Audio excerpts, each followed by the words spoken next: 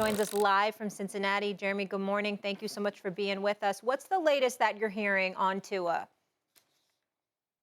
Well, good morning, Molly. And I spoke to a few sources this morning, and I was told that Tua Tagovailoa arrived in South Florida with the Miami Dolphins, that he has since returned to his home in South Florida, and he left the team in, quote, good spirits, according to a source. And I'm told that an MRI is to come. There'll be additional testing, possibly a second opinion with his camp, and then they'll go from there. I'm told no structural damage, and really it's just about the concussion protocol right now.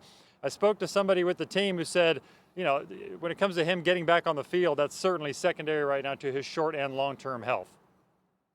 What kind of feedback, thank you for being on the show, what kind of feedback did you get from the players as it pertained to what happened to him? And I'm sure there was questions that was asked as to whether or not he should have been in the game to begin with based off of what happened on Sunday against Buffalo. What kind of feedback did you get in your reporting as it pertained to that?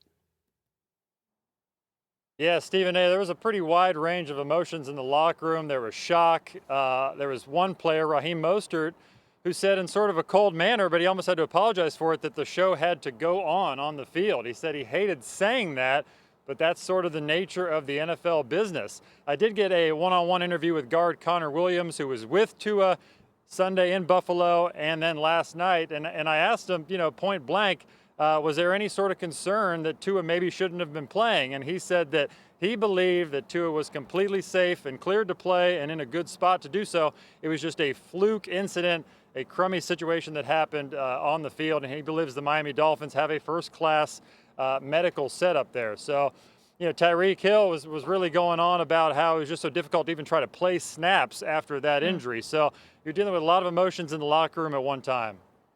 Absolutely. It was hard for me to even hear you say, you know, it felt like they're downplaying a little bit when they say, like, he might get a second opinion. I think of when I've had my own health issues and I'm not a multi-million-dollar athlete, face of a franchise, and it wasn't my head. And I received multiple opinions. So it's hard to fathom that. Jeremy, I want to ask you this, though. We know the NFLPA is livid. Where does this investigation stand?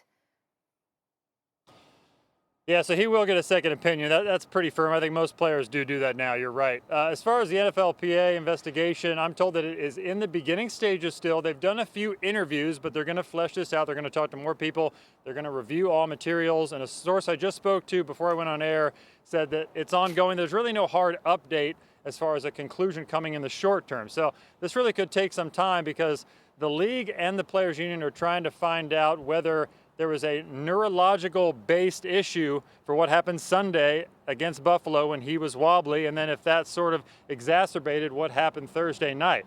They're trying to find out if protocols were followed, and not only that, but do they have to change the protocols moving forward to strengthen matters and to better protect players? I'm told that's an issue at hand, and that could be the case, that they tweak things in the future. Jeremy, you're a pro's pro. Thank you so much for the context and being with us this morning. Thanks for watching ESPN on YouTube. For live streaming, sports, and premium content, subscribe to ESPN+.